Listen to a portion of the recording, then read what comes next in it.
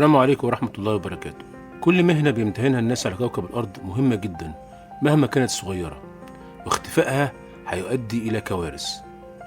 تعال معايا نشوف سلسلة كاملة من الحلقات توضح أهمية كل مهنة وإيه اللي هيحصل لو اختفت هذه المهن.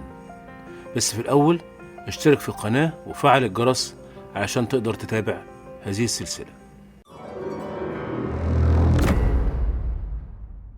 تخيل معايا في وظيفة لو اختفت من عالم الدنيا مش هتقف بس، لأ، هتتقلب فوق تحت. الوظيفة دي هي المحاسبة. أول ما المحاسبين يختفوا الشركات هتكتشف إنها مش عارفة فلوسها رايحة فين ولا جاية منين. هتلاقي المديرين قاعدين قدام كشوفات حساب شبه الهيروغليفية، مش فاهمين حاجة. مفيش حد يراجع، مفيش حد يدقق، مفيش حد يقول لهم يا جماعة انتم خسرانين مش كسبانين زي ما انتم فاكرين. جرب تسيب بنك من غير محاسبين، التحويلات هتتلخبط، الحسابات هتختلط، وتقارير الأرباح هتبقى مجرد أرقام في الهواء. ساعتها كل عميل هيسأل هو أنا ليا فلوس ولا أنا اللي مدين؟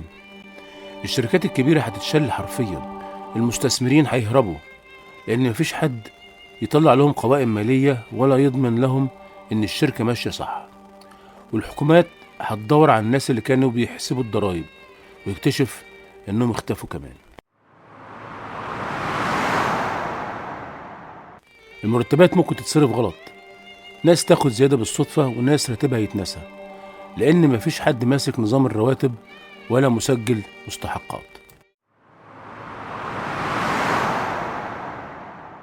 الاقتصاد هيبقى عامل زي عربية ماشية من غير تابلو، مفيش مؤشرات، مفيش رقابة، مفيش أرقام تفهم منها احنا رايحين على انهيار ولا تحسن. المحاسبين يمكن ناس كتير ما تحسش بدورهم، بس أول ما يختفوا هنكتشف إن العالم كان واقف على كتافهم من غير ما ناخد بالنا. يا ريت لو عجبك الفيديو ما تنساش تعمل لايك واشتراك في القناة وتفعيل الجرس علشان يصلك باقي السلسلة. السلام عليكم.